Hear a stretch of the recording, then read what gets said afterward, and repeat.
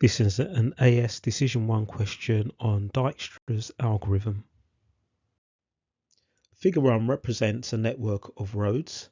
The number on each arc represents the time taken in minutes to drive along the corresponding road. First part of part A, we need to use Dijkstra's algorithm to find the shortest time needed to travel from A to H.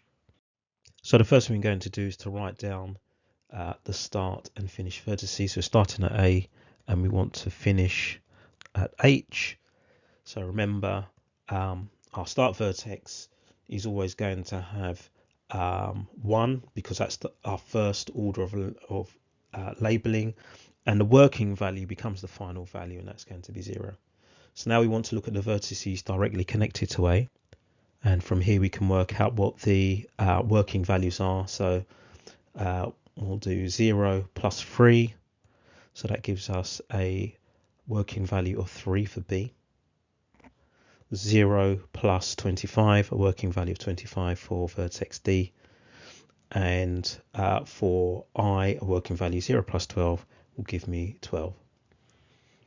So I pick the vertex that has the lowest working value, that's going to be B, so that this will be second in my order of labeling, and the working value becomes the final value of 3. So now we look at the vertices directly connected to B that are not yet have a final value, and that's only going to be C. So 3 plus 5 will get a working value of 8 for C. If we compare this with all the other working values, 12, 25, then C is the lowest out of those, so that this is going to be the third in my order of labeling, and that working value becomes the final value. Now we move on to the vertices directly connected to C, which don't yet have a final label, so that's going to be vertex D and vertex E.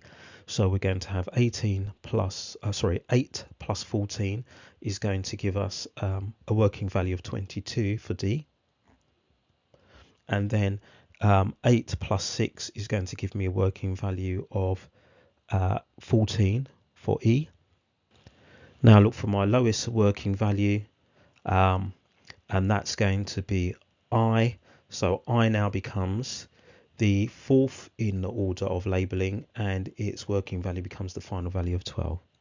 Now the vertices directly connected to I, which don't have a final value yet, are F and J.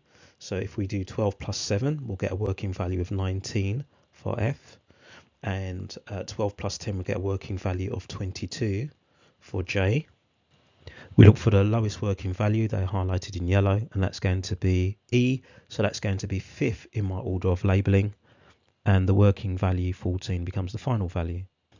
Now we move on to the vertices directly connected to E that don't have a final value yet, so that's going to be D first of all, so we've got 14 plus 7, so that gives us another working value of 21.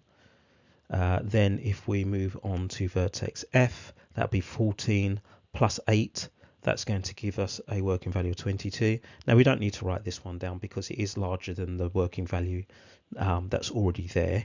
So if that happens, you can not write it in, but I'm just going to write it in anyway, just for completion.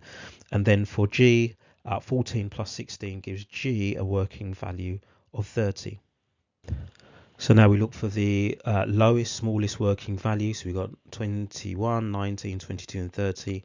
So the lowest working value is 19. So that means F is going to be 6 in my order of working. And that working value of 19 becomes the final value. Okay, so we now look at the vertices directly connected to F, which don't have a final label yet. And that the only one that is satisfies that is vertex G. So we're going to take this final value, 19 plus 9, that will give a working value of 28 for vertex G. The lowest working value is vertex D with a working value of 21. So this now becomes my 7th in the order of labeling, and it has a final value of 21. Now at this point here, there are no other vertices connected to vertex D, that was the last one that we labelled, that have not yet been labelled. So what we do is we go to the next vertex that's got the lowest working value, and that's going to be J. So J now becomes my 8th in order of labelling, and its working value becomes the final value of 22. Now the only vertex not labelled connected to J is vertex H. So we're going to get a working value of 22 plus 23. So that gives me a working value of 45. My lowest working value out of the vertex that's not been labeled are 28 and 45. So the lowest is 28. So that means that G is going to be the 9th in my order of labeling, and its working value becomes the final value of 28. And just leaves the vertex connected directly to G, which hasn't been labeled, which is H here. So 28 plus 11 is going to give me a working value of 39. So obviously that is the lowest value. So this is my last in order of labeling, number 10, and that the lowest working value becomes the final value of 39. So our answer for the first part of part A is that the shortest time to get from A to H is here, that final value 39. It's 39 minutes.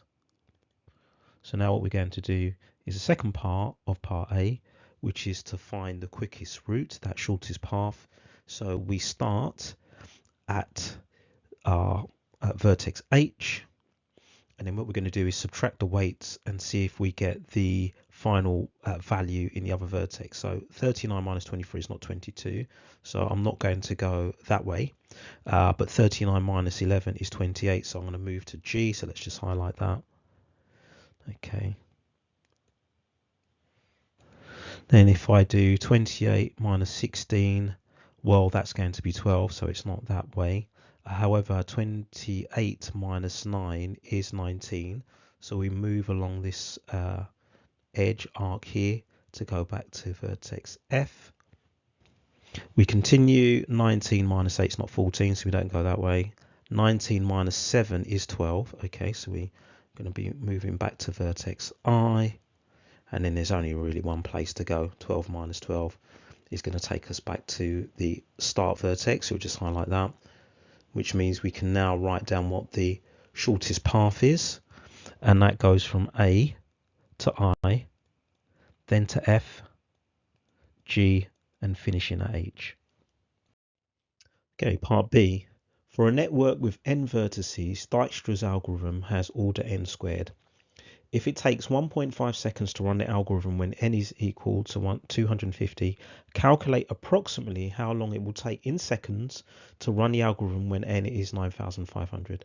You should make your method and working clear. Okay, so we can only work out an approximate answer because we're assuming that the time is proportional to n squared. Okay, so we can put t is equal to k n squared. Now we're going to find the value of n, because what we have in the question is that when n is 250, the time t is 1.5 seconds. So we'll substitute that in to find the value of k. So we've got 1.5 is equal to k times by n squared, 250 squared, which means that k is equal to 1.5 over 250 squared, and that just becomes 3 over 125,000. I guess you could just leave it in the form that we have here. So that will now give me that t is equal to k, 3 over 125,000, times by n squared. So we're just taking that value of k that we've just worked out and putting it into this. What we can do from here now is take the second value of n and use that to work out what the time is. So the time is going to be equal to 3 over 125,000 times by n squared. Now n is going to be 9,500. So if we calculate that on a calculator, we get 2,166 seconds. We don't need to change this into minutes or anything like that, because the question does ask for us to give our answer in seconds. And lastly, part C, explain why your answer to part B is only an approximation. Well, first of all, we assumed that the runtime was proportional to n squared. That's what we did up here. But actually, an order of n squared, what that actually means is that n squared is the most dominant or significant term in the order of the algorithm.